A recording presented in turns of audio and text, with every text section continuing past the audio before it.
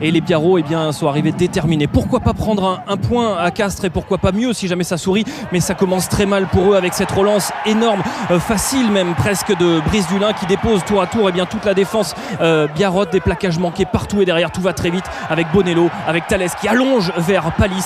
Première minute de jeu et déjà un essai signé Geoffrey Palis. Tout commence très mal, entame catastrophe avec d'abord cette relance exceptionnelle de Brice Dulin, lui qui était en délicatesse avec son genou, qui avait fait son retour seulement la semaine dernière à Dublin contre le Leinster. Il a donné toutes les garanties dans cette partie, puis derrière la transformation du jeu, c'est un Castres en pleine réussite cet après-midi sur sa pelouse de Pierre-Antoine, comme c'est le cas depuis le début de la saison.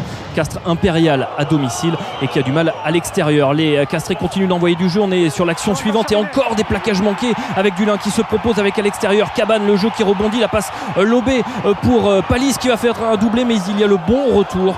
Cette action ne donnera rien si ce n'est une pénalité et 10-0 après 5 minutes de jeu. Forcément le staff n'est pas très heureux de toutes ces errances, notamment au niveau défensif, pas de plaquage dans ce début de match et tout continue dans le même sens pour les Castrés et aussi pour les Biarros, des plaquages manqués et des transformations du jeu rapide croisé de Cabane qui arrive à hauteur et le deuxième essai Castré après seulement 15 minutes. Vous ne rêvez pas, le score il est de 17-0, 17 pour le champion de France face à la Lanterne Rouge.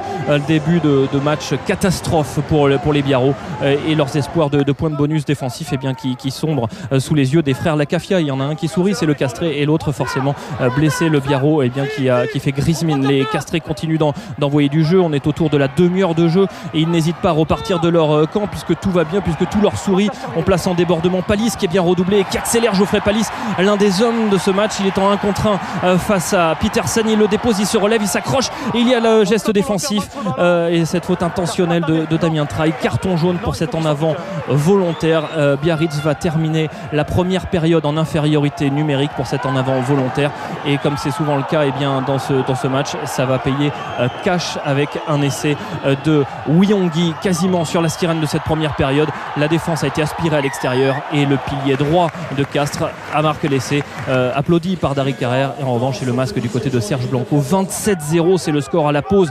Les Biarros repartent avec quelques intentions mais se font contrer sur cette défense de Thalès et derrière tout va très vite avec Lamera, le jeu au pied de Cabane et à la course c'est Garvé contre Guegna, duel de sprinter le long de la ligne de touche. Guegna qui arrive le premier mais qui est obligé de relâcher ce ballon sur la ligne, sinon il va être sanctionné. Le ballon qui ressort côté Castré avec Cabane qui va gratter ce ballon et ce ballon il est ressorti pour Brice Dulin. Le crochet intérieur et le 4e essai, on sécurise le bonus côté Castré et le score qui enfle et qui est à ce moment-là de 32-0.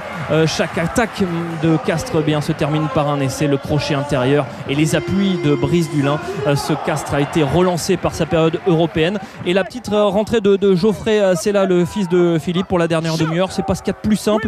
Dans le même temps, il y a Dan Kirkpatrick qui a remplacé Thalès à l'ouverture. Dan Kirkpatrick, il est servi sur cette mêlée conquérante de Castres avec Dan Kirkpatrick qui va aller tout droit, un petit peu comme Selponi hier à Montpellier qui marque l'essai. Il y a peut-être une faute, c'est très certainement d'ailleurs une faute des attaquants castrés qui sont allés au contact de Damien Traille. Ça a ouvert l'intervalle, toujours est-il que cet essai est validé. C'est le 5e, c'est l'essai de trop pour Imanol Arinordoki qui quitte ses partenaires. Il est remplacé à ce moment-là, il va directement au vestiaire, la tête basse comme les Biarros qui ont tout de même essayé de relever la tête en fin de match avec cette occasion dans les 5 dernières minutes. Le ballon qui circule bien jusqu'à Borutou, le raffut à l'intérieur, il va retrouver Aledbrou qui arrive et qui va aller dans l'embut, qui va marquer l'essai. Eh bien non, quand rien ne marche pour Biarritz ce soir et on en reste là avec cette dernière occasion. Castres reste invaincu à domicile et Biarritz s'incline lourdement 39-0.